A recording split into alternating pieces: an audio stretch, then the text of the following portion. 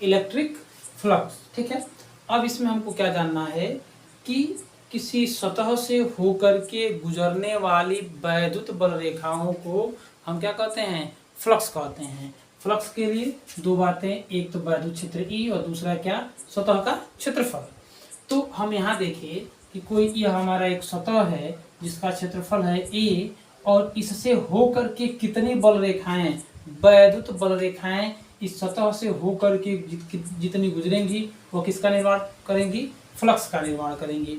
हम इस चित्र में देखेंगे तो इसमें जितनी बल रेखाएं हैं सभी के सभी बल रेखाएं इस सतह से होकर के क्या हो रही हैं, निकल रही हैं। तो हम कहेंगे यहाँ जो फ्लक्स उत्पन्न होगा वह फ्लक्स सबसे अधिक होगा। जो फ्लक्स होगा वो क्या होगा, अधिकतम होगा। मतलब हम कह सकते हैं जो फ्लक्स होगा वो क्या होगा, मैक्सिमम होगा। ठीक है, अब हम एक सतह और लेते हैं, अब उस पर हम चर्चा करेंगे। जैसे हमने लिया एक सतह ऐसे, ठीक है, ऐसे एक सतह लिया। अब इस सतह से होकर के जो है हमको क्या करना है, वैद्युत बल रेखाएं ऐसे भेजेंगे। हमने एक ऐसे भेजा, एक और भेजा,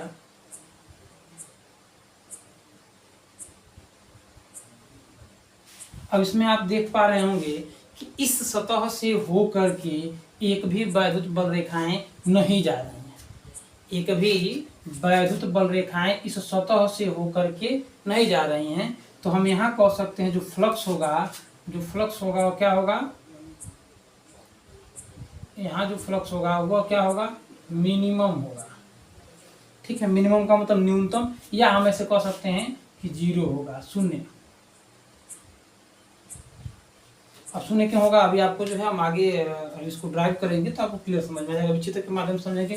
पहला क्या है कि पहला जो है कोई किसी सतह से होकर के, किसी सतह से होकर के गुजरने वाली वैद्युत बल रेखाओं की संख्या की माप को हम कहते हैं क्या, वैद्युत फ्लक्स। तो यहाँ हमारा सतह है, इस सतह से होकर के सभी बल रेखाएं क्या हो रही हैं, गुजर रही हैं। तो यानी यहाँ हम कहेंगे सबसे अधिक सर्वाधिक जो है फ्लक्स उत्पन्न होगा। दूसरा हमने यहाँ फिगर दिया है, इसमें हमने देखा कि यहाँ जो क्षेत्रफल है या जो सतह है, क्षेत्रफल इसका है ए, उस सतह से होकर के एक भी वैद्युत बल रेखाएं नहीं गुजर रही हैं। यानी कि यहाँ पर जो फ्लक्स का निर्माण होगा वो क्या होगा, मिनिमम, मतलब शून्य हम इसको कह सकते हैं। एक और हम देखेंगे तीसरी पॉइंट में कि अब हम ले रहे हैं एक जो है ऐसे एक सतह ऐसे ले रहे हैं। ठीक है, अब इस सतह से होकर के हमको वैद्युत बल रेखाओं की गणना करनी है। यानी इस सतह से देखेंगे कि कितनी वैद्युत बल रेखाएं गुजर रही हैं। तो देखिए ऐसे एक गया, दूसरा ऐसे गया, एक और प्रकाश, एक और गया किरण इस तरह से, एक और ऐसे गया,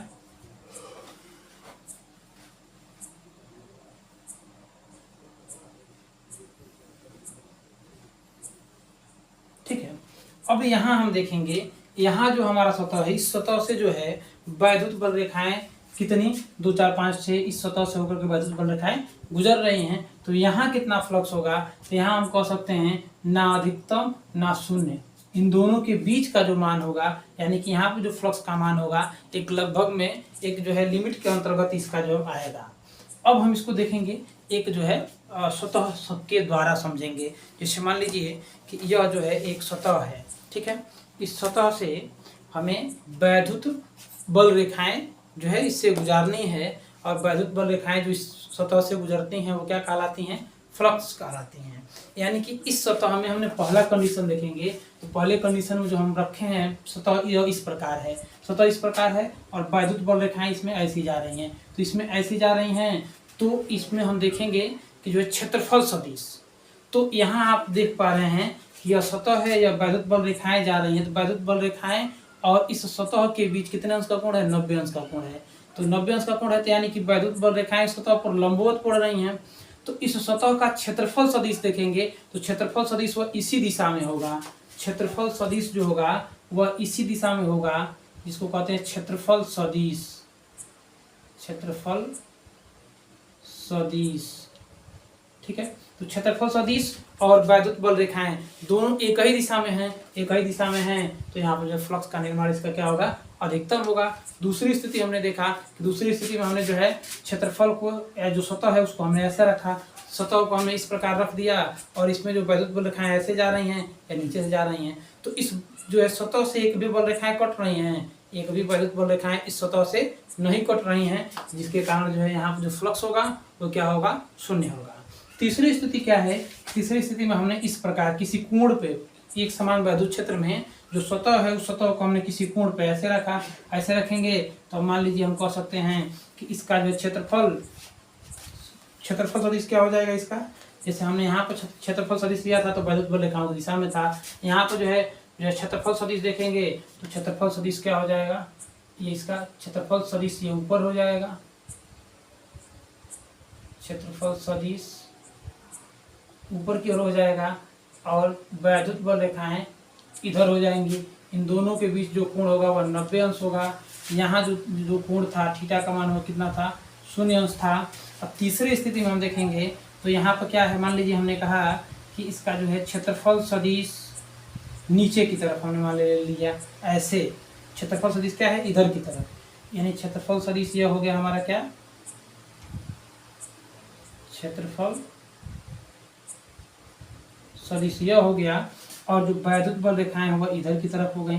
इन दोनों के बीच कितने अंश का कोण बना, थीटा कोण बना।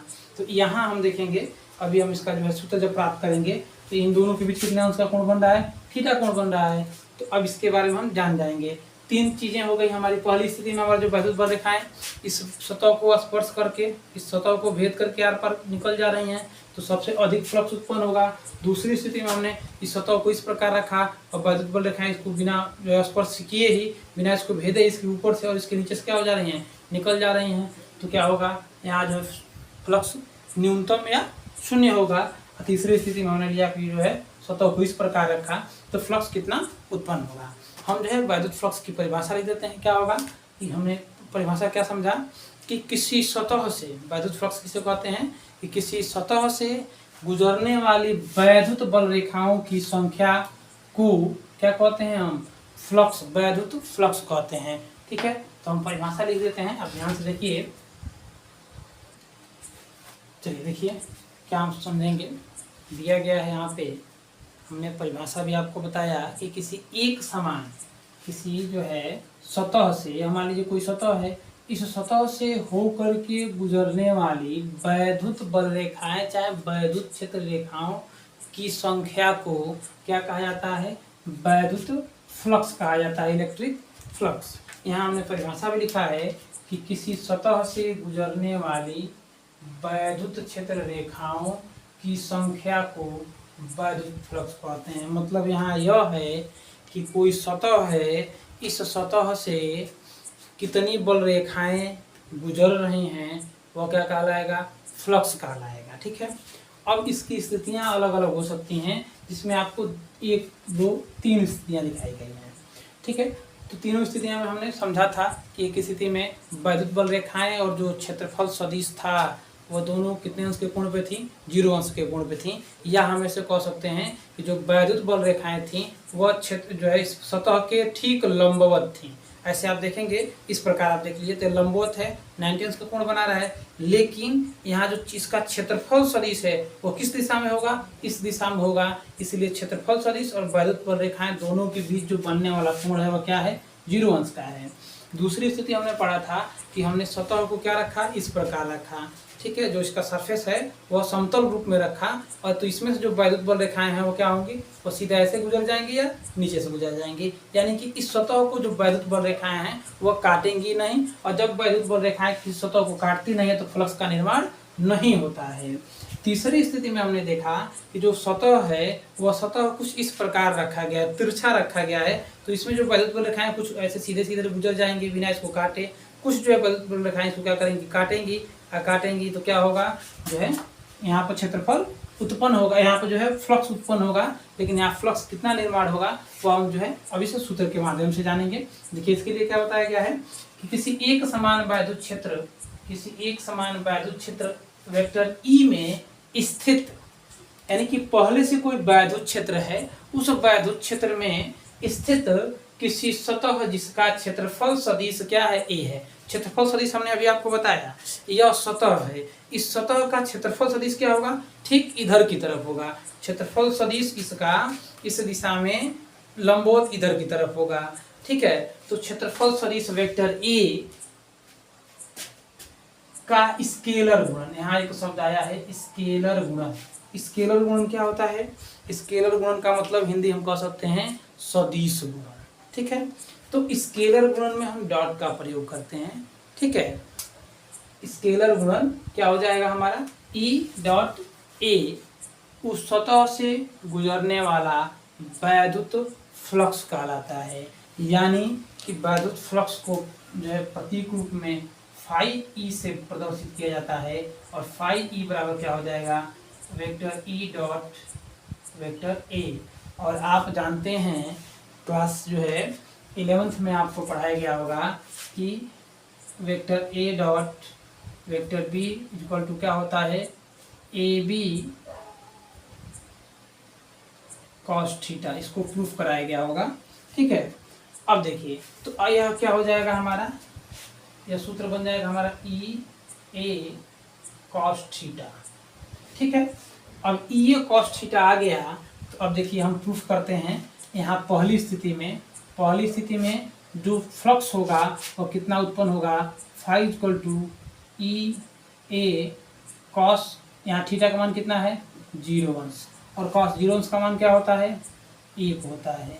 यानी कि सार्वधिक फ्लक्स कब उत्पन्न होगा, सार्वधिक फ्लक्स उत्पन्न होगा जब क्षेत्रफल सदिश और वैद्युत बल रेखाएं दोनों एक दूसरे से कितने अंश के कोण पे होंगी, 0 अंश के कोण पे होंगी। अब यहाँ देखेंगे दूसरी स्थिति में, यहाँ हमारा उत्पन्न होगा five equal to E A cos theta की जगह क्या हो जाएगा, यहाँ पे 90 अंश हो जाएगा। अब कॉस 90 अंश का मान आप जानते हैं क्या होता है, 0 होता है। तो टोटल मान कितना आ जाएगा 0। यानी कि अभी आपको यहाँ बताया भी गया था कि मिनिमम होगा, और मिनिमम का मतलब यहाँ क्या होगा 0 होगा। वैद्युत जो है फ्लक्स यहाँ पे क्या होगा 0 होगा। क्यों 0 होगा, क्योंकि सतह इस प्रकार रखा गया है। अब वैद्युत बल रेखाएं इसको बिना भेदे ही निकल जाएंगी, और जब किसी सतह को वैद्युत बल रेखाएं नहीं काटती हैं तो वहाँ फ्लक्स उत्पन्न नहीं होता है। तीसरी स्थिति में हम देखेंगे, या दूसरी स्थिति की थी, तीसरी स्थिति में हम देखेंगे क्या हो रहा है कि यहाँ पर जो है क्षेत्रफल सदिश इसमें और वैद्युत क्षेत्र ई में कितने अंश का कोण बन रहा है, थीटा अंश का कोण बन रहा है। यानी कि यहाँ हम कह सकते हैं five equal to E A cos theta. यानी कि यहाँ पर थीटा का मान जो भी दिया हो 30 अंश रहे, 40 अंश रहे, 45 अंश रहे, 60 अंश रहे या 90 अंश है, 90 अंश का तो आपको यहाँ निकाल दिया गया है। यानी कि यहाँ पर जो है 0 से लेकर के 90 के अंदर में कुछ भी कोण हो सकता है। यानी यहाँ पर जो है जो उत्पन्न होने वाला फ्लक्स होगा वह थीटा के ऊपर डिपेंड करता है कि यानी कि ये जो सतह है वो किस एंगल पर रखी गई है। ऐसे रखी गई है जी, किस कंडीशन में 0 अंश पे रखी गई है, तो 0 अंश या 90 अंश के लिए भी बताया गया है। ये इस प्रकार है, इसको भी दोनों हमारा प्रूफ हो ही गया है। यहाँ थीटा का मान हो सकता है 45 अंश दिया हो सकता है 60 अंश दिया हो, उसके अनुसार हम क्या कर सकते हैं, इसको आसानी से निकाल सकते हैं। यहाँ तक आप समझ गए होंगे। अब देखेंगे हम जो है वैद्युत फ्लक्स का मात्रक और विमा। देखिए वैद्युत फ्लक्स फाई ई का मात्रक, देखिए मात्रक के लिए क्या होगा, ई क्या है, तो हम कहेंगे कि वैद्युत क्षेत्र ई का मात्रक, ई का मात्रक गुणे ए का मात्रक, ए का मात्रक। देखिए आप सब जानते हैं कि ई का मात्रक बताया गया था। ई का मात्रक ई बराबर क्या होता है, सूत्र बताया गया था ई बराबर के क्यू अपान आर स्क्वायर, यानी कि कूलाम प्रति मीटर स्क्वायर, कूलाम प्रति मीटर स्क्वायर। या एक और सूत्र बताया गया है ई बराबर होता है एफ अपान क्यू जीरो, यानी न्यूटन मीटर। ठीक है, इसका क्या मतलब बताया गया है, न्यूटन मीटर। आप तब तक के लिए इसको आप स्क्रीनशॉट ले लीजिए, फिर आगे हम बताते हैं।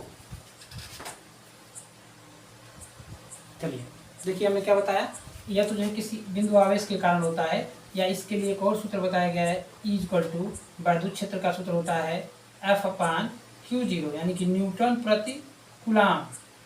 तो हम यहाँ पर क्या लिखेंगे, इसका मात्रक क्या लिखेंगे, ई का मात्रक हो जाएगा न्यूटन प्रति कूलाम गुणे क्या हो जाएगा, ए मतलब क्षेत्रफल मीटर स्क्वायर,